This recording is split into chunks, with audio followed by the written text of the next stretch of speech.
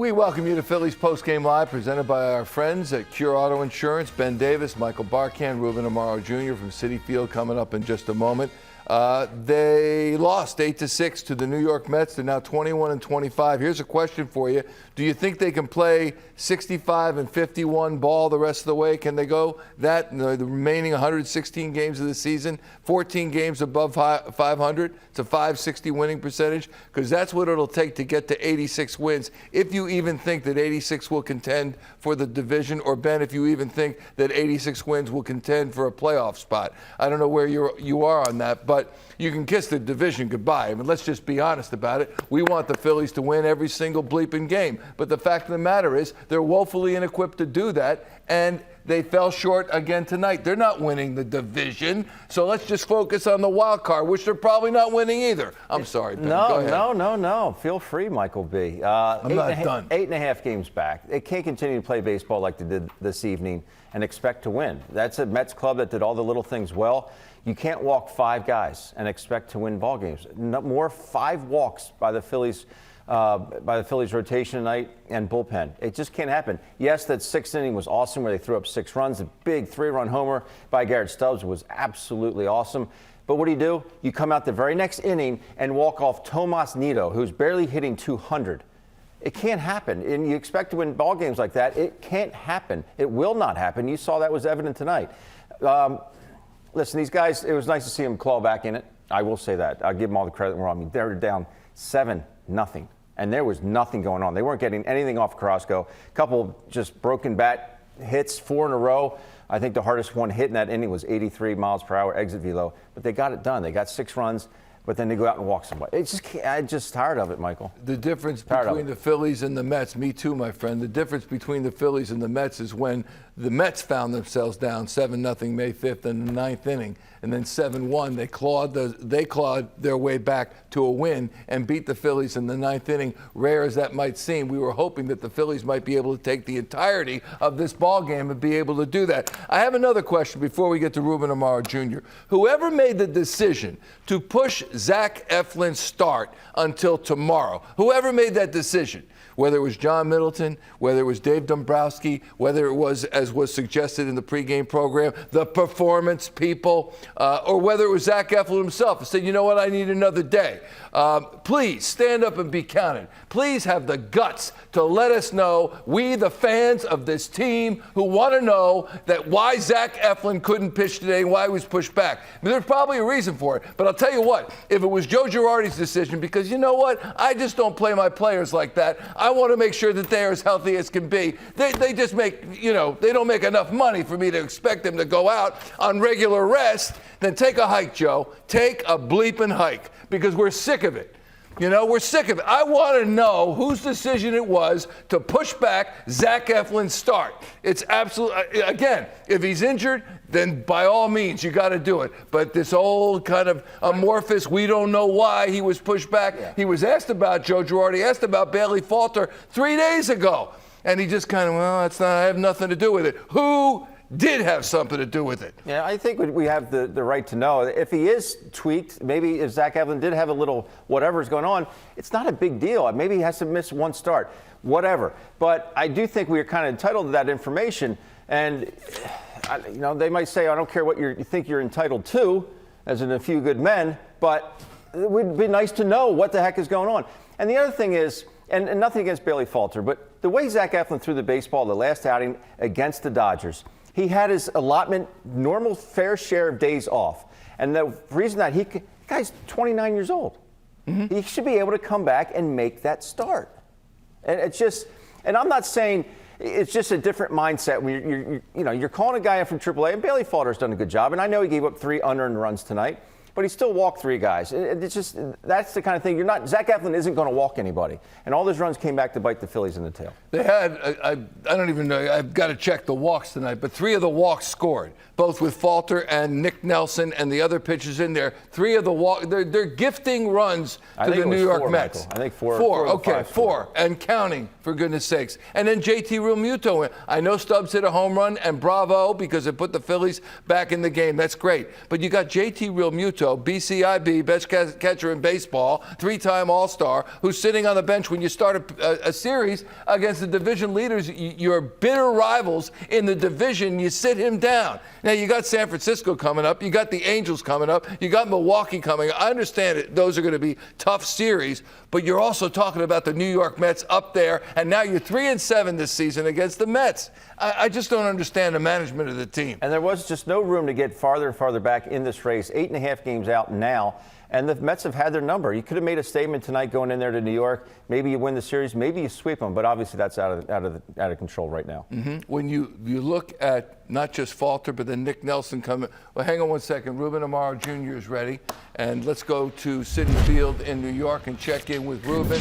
Reuben, we talked about this in the pregame program, and you and Tom alluded to the performance people with regarding pushing back Zac Eflin's start. And I was just saying that I understand if you got to push the start back because he's injured, he's tweaked, or whatever it is. But otherwise, you know, you got Bailey Falter on the mound who's not Zac Eflin, and it's a divisional game. What are your thoughts on this, my friend? Yeah, Michael, I don't think you said it. I think you ranted it. Yeah. Well, you know what? You're a little passionate about it. I am. Understandable. I will say that it's a little curious. You know, the starting pitching has been one of the strengths for the club, and offense is supposed to be the other strength. I was a little surprised that they did push him back. There has to be a reason that we do not see. I've been in that position as a GM, and sometimes you have to make decisions for reasons unknown, and some reasons that you don't want to let the other organization know because of competitive advantages. But again, I was a little surprised that since Zac Eflin has been throwing so well, I guess there's a reason why they wanted to push him back one extra day. You know, they just didn't play a clean baseball game and got behind way too far, unfortunately, to be able to claw back. But to their credit, they did ping him back and got a couple base hits, and all of a sudden, Stubbs hits a big home run, and he's done a heck of a job as a backup catcher. I mean, he's really played very well in that role. But but you're right. I mean, they're not playing the kind of clean baseball that's necessary to win a division. Reuben, a lot of folks that know me know how much I loathe the walk. There's no room for it at this level.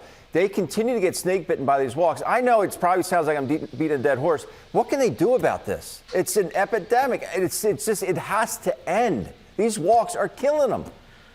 Yeah, and what's unfortunate is almost every single walk comes back to bite them, right? Yep. And there's certain pitchers that can pitch in certain situations and others that can pitch in others.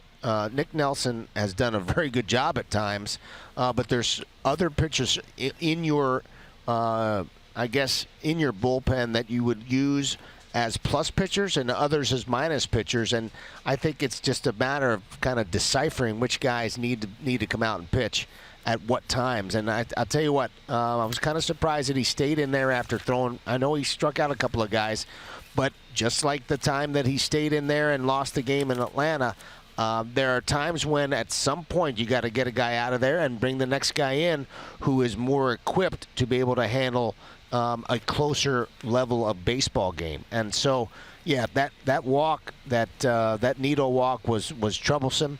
And there were some defensive miscues. I mean, not a ton of errors necessarily, but there's some defensive miscues that did not help them either. They just have to play a much cleaner type of baseball game if they're going to beat a team like the Mets.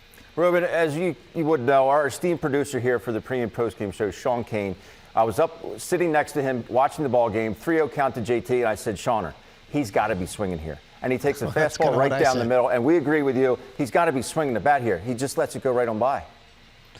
Yeah, I was a little surprised when obviously JT's going to be one of their best offensive players, and when you're in that situation and you have ducks on the pond, so to speak, you got runners in scoring position. Your job is to come in there and try to swing the bat, and not necessarily get on base. I mean, you do want to do both, but I was a little surprised in that situation that he would take 3-0, and he was taking kind of all the way. Some guys don't feel comfortable swinging 3-0. JT may be one of those guys. I haven't really talked to him personally about that. But unfortunately, he doesn't get a great swing off on the 3-1 pitch and ends up popping out to first base. But just little things like that I've seen over the course of this season so far, I think need to be cleaned up a little bit. And I just think, like I said, they have to play a better brand of baseball in order to stay in this division race. And they're starting to drift a little bit. Last topic for you, Reuben, and that's Nick Castellanos, who looks like he's starting to hit the ball a little bit. That's a good thing. He's 2 for 5 tonight. He's got a run scored, an RBI. That's great. But he continues to plague the Phillies with his play in right field. He's cost them in several of the most recent games, and including tonight when he makes what I thought was an error. He looked like a tick of his glove on the ball hit to him, and a run ends up scoring on an ensuing play. I really thought he was handling himself okay in Bryce Harper's absence initially in right field, but it looks like he's a liability out there. Can he be better? Can he make himself better? Or is there any other option there? Well, I mean, I don't think it's anybody's secret that the defense in the outfield was going to be a question mark, particularly if they were going with Schwarber and Castellanos out there, and they were sacrificing some of that defense for some quality offense, which they have not quite yet provided that to the level that you typically would see from those guys. I think Castellanos is doing everything he possibly can to try to make these plays. The effort is absolutely there, and unfortunately, I mean, he got very close. It would have been a heck of a catch to make in right field. He had a long way to go. He does play rather shallow at times, and so going back on the ball can be difficult for him. But I mean, it was a great effort. Just couldn't quite get there to make that play, and unfortunately ended up costing him. How about Joe Girardi tonight? What does he have to say for himself and his team's effort this evening and the outcome tonight? Here he is post-game at Citi Field. Got behind the 8 ball early with defense. Yeah. You look at that inning, and he probably doesn't give up a run, right, in the first inning. And it led to extra pitches, which, who knows? I mean, you can't say what happens if we make the first play. I mean, you can't predict what's going to happen. But I thought he was throwing the ball pretty well, and then he got into 32 pitches after the first inning, and it had somewhat of a longer second inning, and then he gave up the 2-run home run. But our defense hurt us. Is it becoming defense more of a concern lately? It seems on this trip it's been rearing its head a little bit. Yeah, it does at times, and we have to find ways to overcome it, right? I mean, that's the thing. You have to pick each other up and find ways to overcome it when it does happen. But this trip, we haven't been able to do that. It looked like a pretty routine play for Stott. What were you seeing? Yeah, he just threw it high. I mean, it happens from time to time. It's unfortunate it happened tonight, but I mean, every infielder's been there, and it's he didn't really do anything wrong in a sense, right? It wasn't like his footwork was bad or anything. He just threw it high. All in all, Falter was not sharp. It's a lot of pitches. He could have been out of the first inning in 19 pitches. Yeah. And it's all different, right? So all of a sudden you add 13 pitches to that inning. He does a good job, a decent job in the second, and he gives up a 2-run homer in the third. I mean, it's hard to judge exactly what he would have done in a sense, right? Had we had a clean first inning. But we didn't, and you got to find ways to overcome it. Any second thoughts on going this way with him to lead off the series? No, right? I mean, everyone's going to ask that question, but we got to take care of people. It's a long year, right? I told you about Zac Eflin, right? You're going to make 4 starts on regular rest, basically, in a sense, after coming off of COVID. I mean, these guys have worked hard, so no, it didn't work out. It wasn't. Our defense is what cost us. What did you think of his outing overall? Who? Falter. Well, again, I said it's hard to judge because of what happened in the first inning, right? It's hard to judge when you throw 13 extra pitches in the first inning. It's, guys' stuff is going to, you throw 32 pitches in the first inning, your stuff has a chance not to be great the rest of the day. That's the bottom line.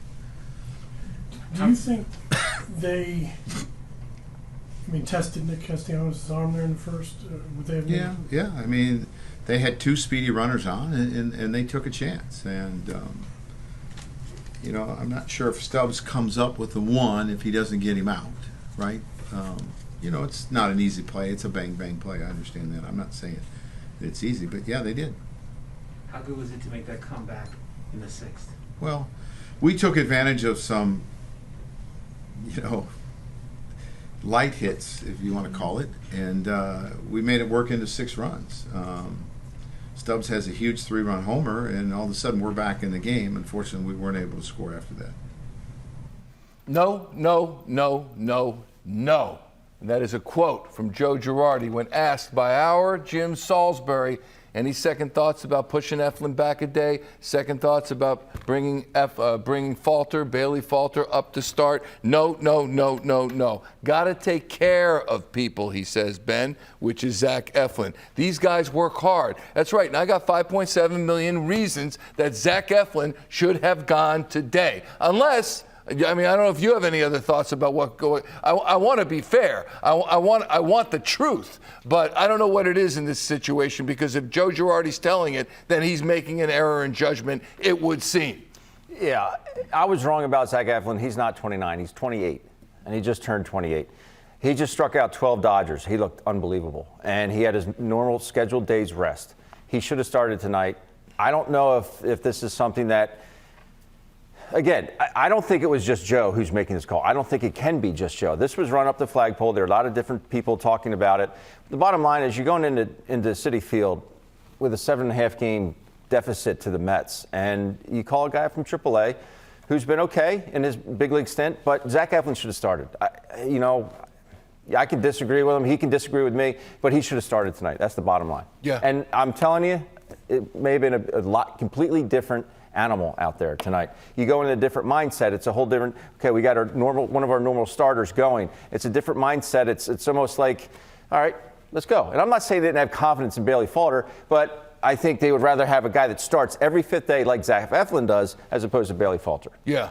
You look at the 7 hitters that the Mets sent to the plate, and it starts off with a Bryson Stott error. Very first play and first batter of the game